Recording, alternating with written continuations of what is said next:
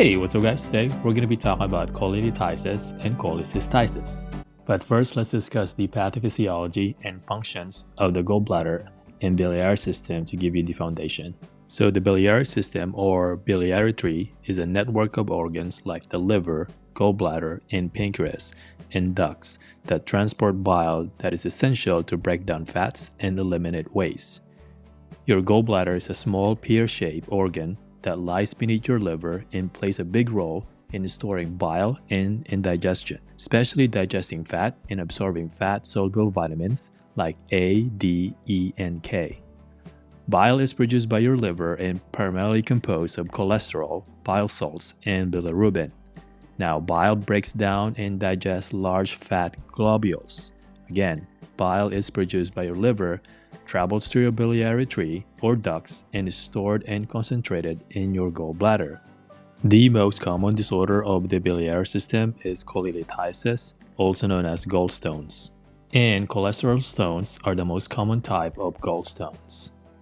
These gallstones travel to your biliary ducts and may get stuck anywhere in the biliary tree, creating obstruction.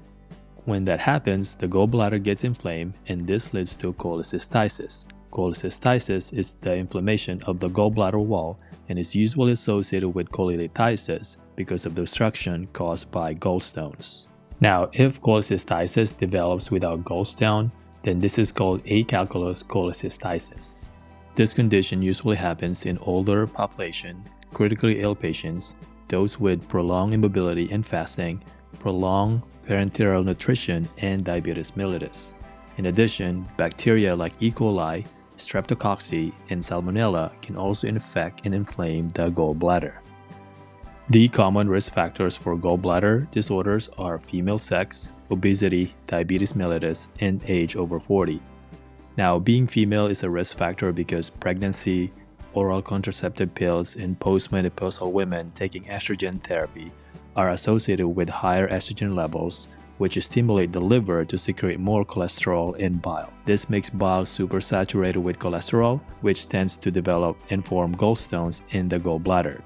Obesity, of course, is associated with high cholesterol levels, which cause the liver to secrete more cholesterol and bile. Remember that the normal BMI, body mass index, is around 18 to 25, and anything greater than 30 is considered obese.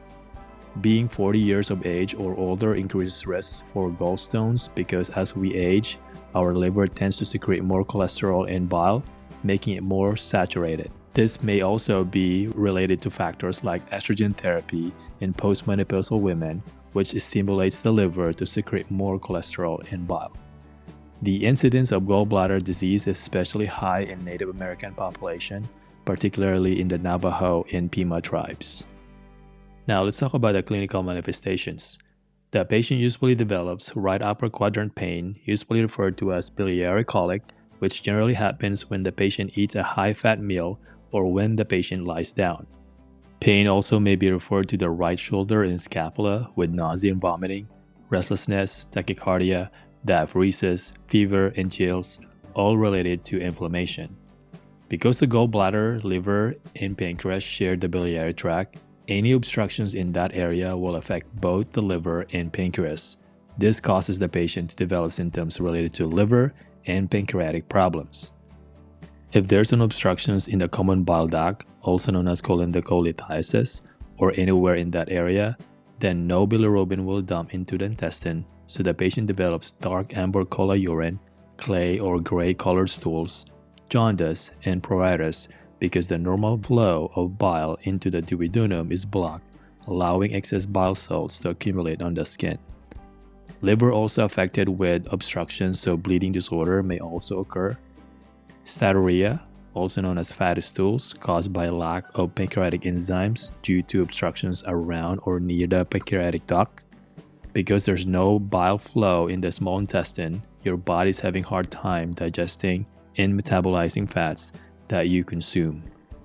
Now for diagnostic tests, ultrasound is commonly used to diagnose gallstones, ERCP, endoscopic retrograde cholangiopancreatography, which is basically endoscopic procedure that allows for visualization of the gallbladder, cystic duct, common hepatic duct, and common bile duct, We can collect some bile during ERCP to look for culture to identify possible infecting organisms.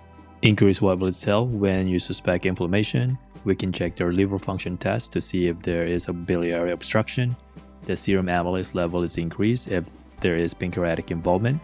Urine analysis to see if there is bilirubin in the urine. Alright, let's talk about the nursing management. Patient with acute cholecystitis or cholelithiasis usually experiences severe pain, so treatment includes IV fluids, opioids like morphine, antibiotics, nasogastric tube, and antiemetics for nausea and vomiting, and keep them MPO. Other drug therapies include anticholinergics like atropine, which reduces GI secretions and helps relax the smooth muscle to alleviate the pain.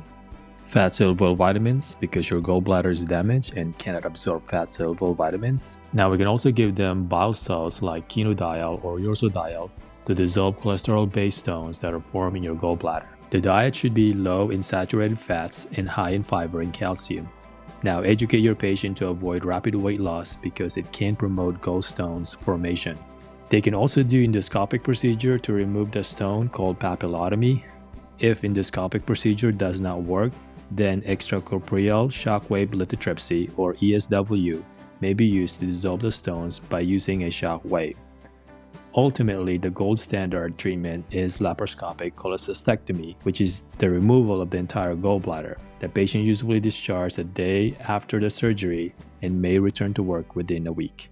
Post-operative nursing care following a laparoscopic cholecystectomy includes ABCs, airway, breathing, and circulation, monitor for complications such as bleeding, making your patient comfortable, and preparing the patient for discharge. Now, a common post-operative complaint is referred pain in the right shoulder because the carbon dioxide that is used to inflate the abdominal cavity during surgery. It may not be released or absorbed by the body. The carbon dioxide can irritate the phrenic nerve and diaphragm, causing some patients some difficulty in breathing. Now, placing the patient in Sims position, their left side with the right knee flex, helps move the gas packet away from the diaphragm. It also encourages deep breathing along with movement and ambulation. Now, the pain can usually be relieved by NSAIDs or codeine. The patient is allowed to clear liquids and can walk to the bathroom to void. Most patients go home the same day. Now, what changes after the gallbladder removal? Now, without a gallbladder, bile flows continuously from the liver into a small intestine in a less concentrated form. This may lead to less efficient fat digestion, and your pancreas may need to release more enzymes to help compensate.